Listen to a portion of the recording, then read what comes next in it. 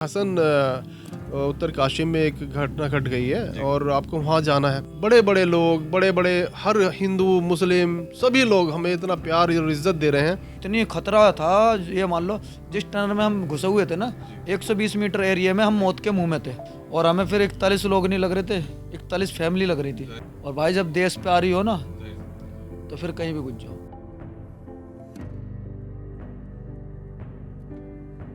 नमस्कार आप सभी को दोस्तों, मैं हूं आपके साथ मिहिर जैन और आज मेरे साथ है उमर अंसारी।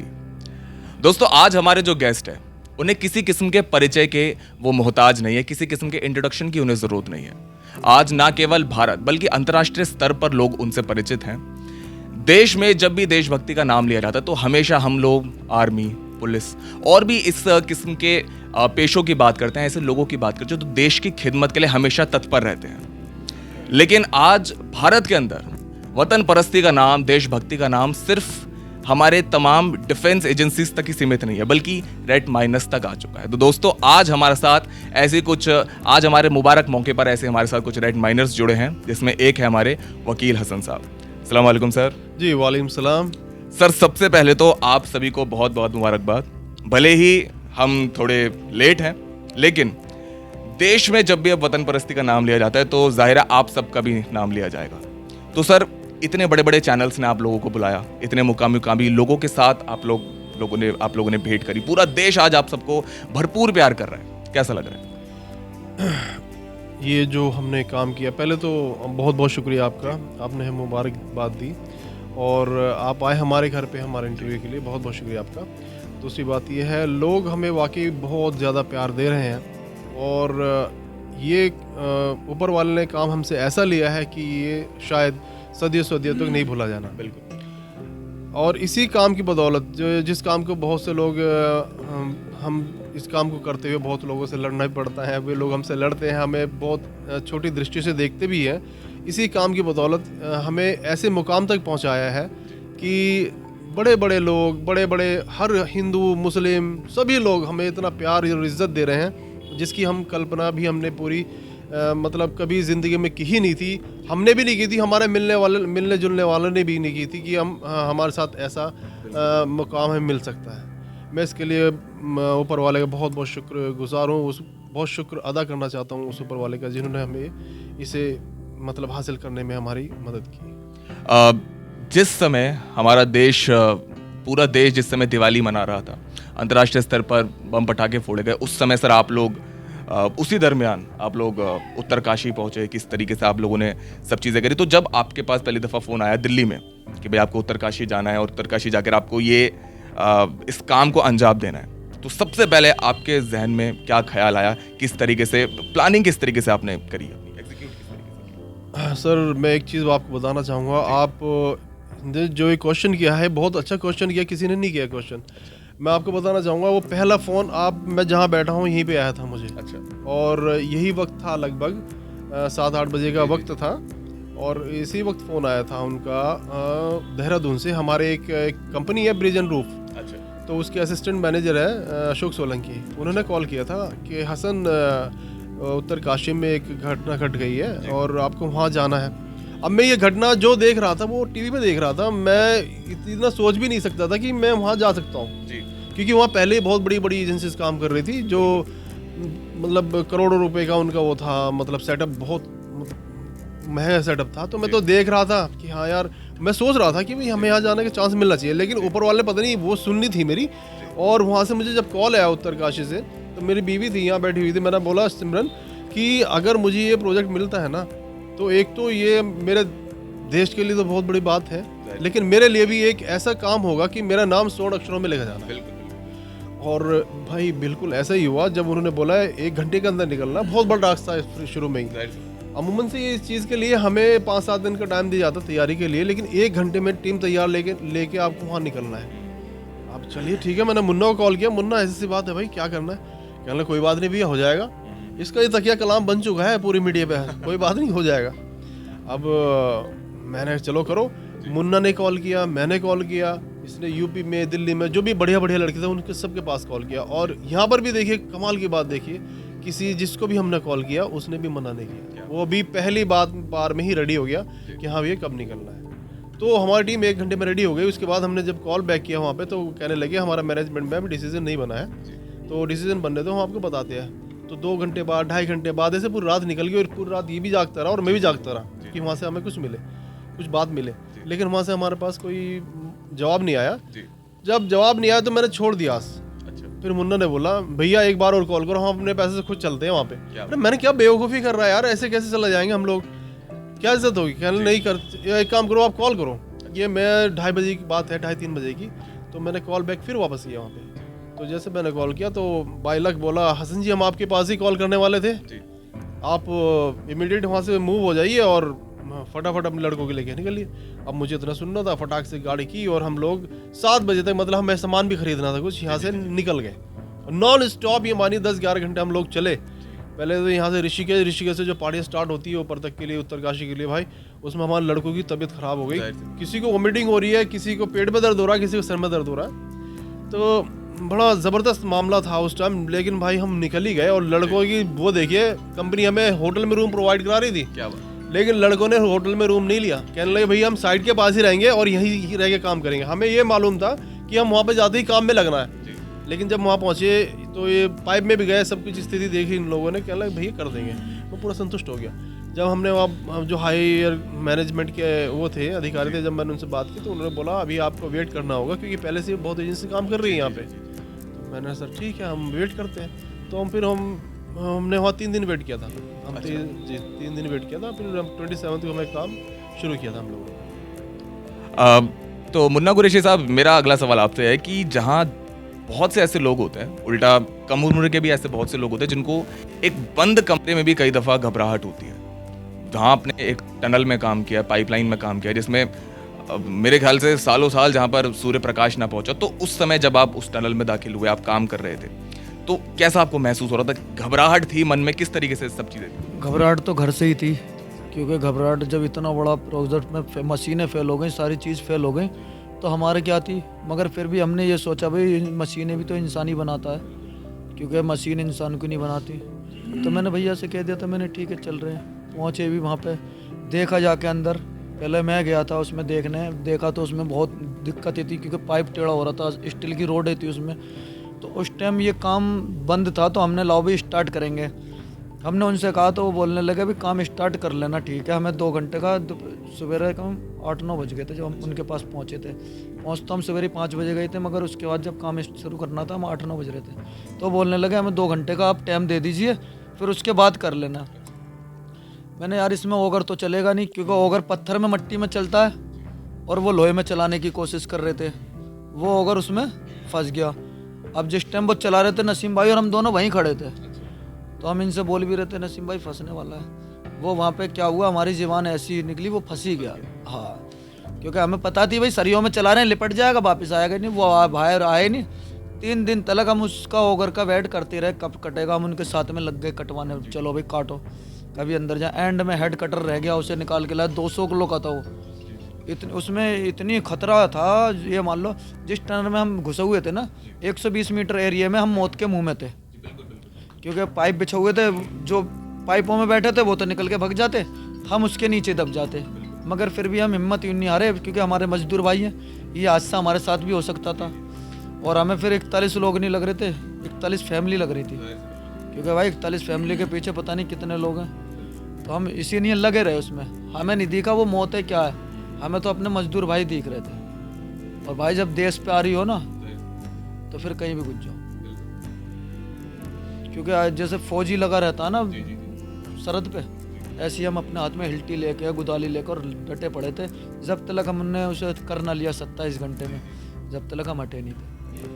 अच्छा सर, जाहिर सी बात है, जब एक फौजी सरहद पर जाता है तो मेरे ख्याल से ये वही आपकी स्थिति थी, जैसे एक फौजी सरहद पर जाता है, जिसे या तो जंग जीतनी है या जाहिर है उसका क्या परिणाम होगा, या तो मरेगा। तो ये सोच रखा था मर जाएंगे या लेके आएंगे, वापस नहीं जाएंगे जब तक उन्हें निकाल नहीं लेंगे। ये हमने टारगेट बनाया था। फ़ोन करा था, बेटे से बात हुई, आना जब निकाल दो। अब 2 दिन की कह गए थे, 3 दिन वहाँ पे हम खाली बैठ गए उस ओगर के चक्कर में, नहीं तो हम तो जीवान पे खड़े उतरते इंशाल्लाह। अब ज़बान पे जाहिर है वैसे भी। अच्छा सर, आज सारा देश आप लोगों को प्यार दे रहा है, लेकिन कई बार सुनने में ये भी आता है कि उस पैमाने पर हमारे देश की राजनीति भी कई बार प्यार देने में तो सक्षम होती है, लेकिन कई बार वो संसाधन देने में सक्षम नहीं हो पाती जो संसाधन हमें मिलने चाहिए, भले ये बात इस मिशन की हो या इस मिशन के कामयाबी की बात हो। तो इसमें आपका क्या कहना है इस बात? हाँ, ये बात आपकी बिल्कुल ठीक है। जो संसाधन काम करने के लिए हम लोगों को चाहिए होते हैं वो हमें नहीं मिल पाते, हमें नहीं मिल पाते, हमें जुगाड़ से ही काम करना पड़ता है। और हमारा काम भी लगभग ऐसे लगता है कि अगर हमने जुगाड़ नहीं कर पाएंगे तो हमारा काम हो भी नहीं पाएगा। ये बात तो आपकी फैक्ट है। लेकिन अगर इस चीज़ को हम वहाँ जोड़ के देखें उत्तरकाशी से, तो वहाँ पर किसी भी मतलब चीज़ की कमी नहीं थी। मैं उनका कहते हैं ना पीठ पीछा, उनका पीठ पीछा है कि वहाँ पर किसी भी चीज़ की मतलब एक चीज़ की जगह उन्होंने चार चीज़ें ऑप्शन में रखी हुई थी। हमने बोला कि हमें ये चीज़ चाहिए नहीं, हम बना के रख रहे हैं, आपको चाहिएगी तो भी ठीक है और नहीं चाहिए तो भी ठीक है। बहुत जगह हमारी उनकी बहस हुई है कि हमें चाहिए ना, हम अपने औजारों से काम कर लेंगे। मैंने भाई हमें जो चीज़ है ना हम इसी पे लेके चलेंगे, खाली हमें ये ओगर खड़ा है ना ये चाहिए और हमारे जो औजार हैं वो चाहिए, बाकी हम कर देंगे। मगर उन्होंने इतना इंतजाम रख रखा था, ये फेल होगा तो इसे ले लेना, ये फेल होगा। मगर हमने उन्हें दावे से बोल दी थी यही इसी पे कर देंगे, हम इसी पाइप पे कर देंगे, दूसरा पाइप भी नहीं चाहिए। इतना हमें अपने ऊपर तजुर्बा था, बहुत है हमारे हौसले उन्हें उसे करने की, क्योंकि हम घर से उम्मीद बना के गए थे उसे आएंगे तो करके आएंगे, नहीं तो आएंगे नहीं। सर अच्छा, इसमें हमारा एक चीज़ और कहना चाहूँगा मैं, इसमें मैं हर इंटरव्यू में इस चीज़ कहता हूँ, इसमें जो काम किया हमारे लड़कों का जो एक्सपीरियंस था वो बड़ा ज़बरदस्त काम किया। देखिए इतनी सारी मशीनें होने के बावजूद भी वे इस चीज़ के लिए कॉन्फिडेंट नहीं थे कि वे कब निकलेंगे। मुझे 25 दिसंबर को बोल रहे थे निकालने के लिए लेकिन हमारे लड़कों ने जब जैसी वीडियो देखी, यहाँ बैठे हुए वहाँ की वीडियो भेजी थी, मेरे पास आई थी, देखते ही इन्होंने बोल दिया भैया हम निकाल देंगे। तो इनका एक्सपीरियंस ही बोल रहा था ये, ठीक है ना। मेहनत तो खैर बहुत हुई है उसमें, किसी के घुटने छिले, किसी कमर भी छिली है, लेकिन वो हमें कुछ भी दिखाई नहीं दिया यार उनके 41 जिंदगी के सामने। तो एक्सपीरियंस बड़ा ज़बरदस्त था हमारे लड़कों का। अच्छा, 41 भैया ने अभी बात करी कि 41 जिंदगियाँ नहीं थी, वो 41 परिवार आपको नजर आ रहे थे। तो उन 41 परिवारों को बिल्कुल बाहिफाजत निकालने के बाद सबसे पहला जो एक अब आपके जो ख्याल जो आपके जहन में आया वो क्या था? लोगों ने किस तरीके से आपका इस्तकबाल किया, किस तरीके आप लोग अपना टनल से बाहर अपना मिशन पूरा करके इसके बाद किस तरीके सब चीज़ें मुकम्मल हुई? अच्छा, ऐसा है, मैं आपसे बताना चाहूँगा मेरे जी, जब हमारा वो हो गया, उस टाइम मिशन कंप्लीट हो गया, तो उस टाइम तो हम जोश में हम बड़े खुश थे, बहुत खुश थे। और कोई तो रो भी रहा था। जो हमारा राशिद भाई रहते उसे उसे पता नहीं कितनी दफ़ा आंसू आया उस लड़के के। और मतलब वो फीलिंग बहुत अच्छी थी, वो लाइफ की सबसे अच्छी फीलिंग थी हम लोगों की। ऐसी फीलिंग पता नहीं शायद नहीं हो पाएगी इन लाइफ में, अभी तक ना हुई है ना हो पाएगी। तो मतलब वो फीलिंग बड़ी ज़बरदस्त थी। और क्या पूछा मैं भूल गया। आप लोगों ने इस्तकबाल किस तरीके से? इस्तकबाल के लिए, वेलकम के लिए मैं बताऊंगा आपसे। मैं खैर सरकार के बारे में क्या बोलूँ, सरकार से तो हमें कुछ वो नहीं है, लेकिन जो लोगों ने प्यार जो मोहब्बत दी है यहाँ पर, हिंदू मुस्लिम कोई भी नहीं रोक पाया कि ये हिंदू तुम्हें मोहब्बत देगा, ये मुसलमान तो कुछ भी नहीं, सभी लोगों ने। और मोस्टली कहता हूँ भाई, मेरे हिंदू भाइयों ने बहुत मोहब्बत दी है, नहीं बोला, हमारे जो बहुत इज्जत दी है। मोस्टली जो बड़े बड़े ग्रुप रहे हैं ना, जो बड़े बड़े ग्रुप थे, बड़े बड़े लोग थे, तो सब लोगों ने बहुत ज़्यादा मोहब्बत दी है, बहुत ज़्यादा इज्जत दी है। और यहाँ तक कि हमें अभी शाहरुख खान जी ने अवार्ड भी दिया है, अभी अवार्ड दिया है। और हमें इंडियन आइडल में बुलाया गया था और हमें अवार्ड ऑफ द ईयर का अवार्ड मिला है वाला, IOT मतलब इंडियन ऑफ द ईयर का अवार्ड मिला है। तो बहुत इज्जत मिली हम लोगों को, इसकी हमने कभी कल्पना नहीं की थी। बहुत ही अच्छा लग रहा है हम लोगों को। अच्छा, अभी आपने शाहरुख खान की बात करी, तो सर शाहरुख खान से मिलकर कैसा लगा? बहुत अच्छा लगा। हम तो सपने में सोच भी नहीं रहे कभी मिलेंगे, मगर इतना बड़ा काम करके हमें उनसे भी मिल लिया, हमें बहुत बड़ी खुशी है। हम अपने आप को बहुत बंदा बड़ा डाउन टू अर्थ था यार वो, और ऐसे आके मिला यार वो तो गले से जैसे हमारे कॉलोनी का लड़का है आ गया यार। क्या कमाल की बात थी यार, ये उसकी क्वालिटी बहुत अच्छी है कि बिला बात भी की और बहुत अप्रिशिएट भी किया हम लोगों को, और बोला भी हम मिलेंगे अभी आपसे। और एक ने तो वहाँ ऑफर भी दिया था कि सर आप वीडियो बनाए, वो इन पे फिल्म बनाए। तो भाई उसमें मैं क्या बोल सकता हूँ, ये तो शाहरुख सर ही कर सकते हैं, शाहरुख साहब ही कर सकते हैं। नहीं, बिल्कुल, भगवान ने चाहा तो बहुत जल्द आप लोगों पर फिल्म बनेगी। तो सर बड़े अच्छे वैसे आप लोगों ने जवाब दिए, लेकिन आज भी जैसे देखा जाए, कोई ऐसा पैगाम जो आप तमाम देशवासियों को देना चाहते हैं हमारे चैनल के माध्यम से, कोई एक ऐसा पैगाम जो सारा देश जिसको फॉलो करे, जिसको समझे, तो वो क्या होगा? भाई वो पैगाम ये होगा मिहिर जी कि मैं सभी लोगों, इस खास तौर से हिंदुस्तान में सभी हिंदू और मुस्लिम दोनों भाइयों को मिल के रहना देखना चाहता हूँ कि सभी लोग प्यार मोहब्बत से वैसे ही रहे जैसे पहले रहते थे, कि कोई हिंदू नहीं, कोई मुसलमान नहीं, सब इंसान हो यहाँ पे। मैं ये चाहता हूँ, बस मेरा तो यही ख्वाब है और शायद ऊपर वाला ये भी पूरा करे। जब इतना बड़ा काम किया तो ये भी पूरा होगा। यही ख्वाब रहेगा हमारा इंशाल्लाह। हम यही चाहते हैं सब हिंदू मुस्लिम भाई सब एक बन कर रहें, चंद लोगों की बातों में ना आए। बिल्कुल जैसे पहले रह रहे थे वैसे ही रहते चलें और रहेंगे इंशाल्लाह। अल्लाह ने चाहिए सब, क्योंकि ये तो एक चंद लोग जो होते हैं ये नाश कर देते हैं, नहीं तो सब बढ़िया है। मुझे नहीं लगता कोई बेकार है, सब बढ़िया है। ना हिंदू बुरा ना मुसलमान बुरा, लोगों की जो सोच लोगों ने फैला दी है वो बुरी है। और इसी बात पर तो सर एक मशहूर शायर ने कहा है कि आज़ादी की इस खुशी में सरशार कुछ ऐसे चूर थे हम, वो आंखें भी छोड़ाए हैं जिन आंखों के नूर थे हम। तर्के वतन तो सुंदर बीती और हमारी किस्मत भी, हिजरत पे मजबूर नहीं थे, हिजरत पे मामूल थे हम। ये तो किसी मशहूर शायर ने कहा है। मैं सबसे पहले तो आपका शुक्र अदा करना चाहता हूँ और उन सभी लोगों का शुक्र अदा करना चाहता हूँ कि जिन लोगों ने इसमें योगदान किया।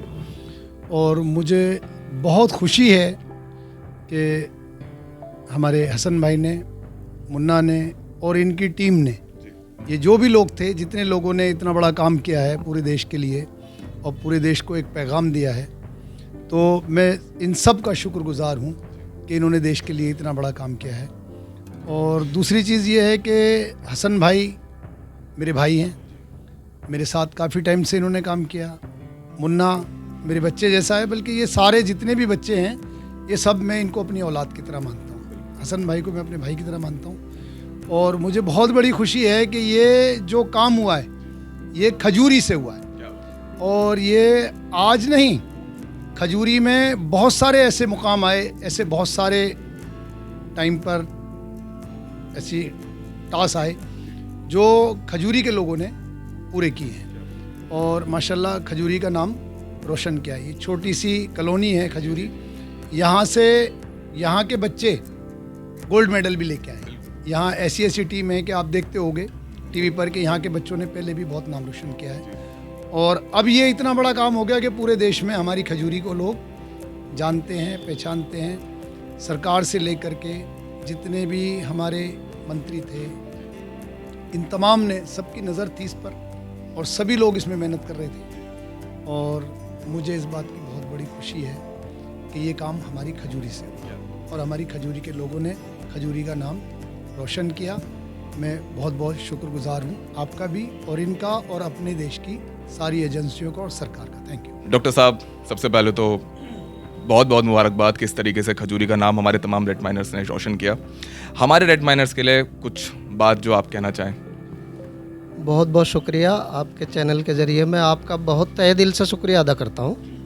और हमारे रेड माइनर्स जो टीम है हमारी, इसने हमारी कॉलोनी का ही नहीं, हमारे पूरे देश का नाम रोशन किया। और हिंदुस्तान ही नहीं, हिंदुस्तान से बाहर भी हमारे रेड माइनर्स की आज धूम है। आज इन्हें जो सम्मान मिल रहा है, जिसके ये वास्तव में हकदार हैं, वो सम्मान इनको मिल रहा है, मुझे बड़ी खुशी है। और मेरी इस छोटी सी कॉलोनी में ये लोग जो है, एक दिल्ली में ख़ास तौर से देश की राजधानी का नाम रोशन किया इन्होंने। और बस और मैं क्या कहूँ, इन्होंने सबका नाम रोशन किया है। और मेरे बहुत करीबी हैं, वकील भाई एक छोटे भाई की तरह हैं, मेरे पड़ोसी हैं, मेरे रिलेटिव भी हैं, रिलेशन में मेरे भाई लगते हैं। और जिस दिन ये वहाँ गए हैं उत्तर काशी, उस दिन रात में करीब 11 बजे मेरी इनकी बात हुई है। और मैं अचानक इनको फ़ोन किया, लेकिन बोला भाई कहाँ हो, कि उत्तर काशी में। कभी उत्तर काशी में कहीं मज़दूरों को निकाल रहे हो कि हाँ भाई। तो बस अनायास ही मेरे मुंह से ये चीज़ निकली कि अल्लाह आपको इस मिशन में कामयाबी दे।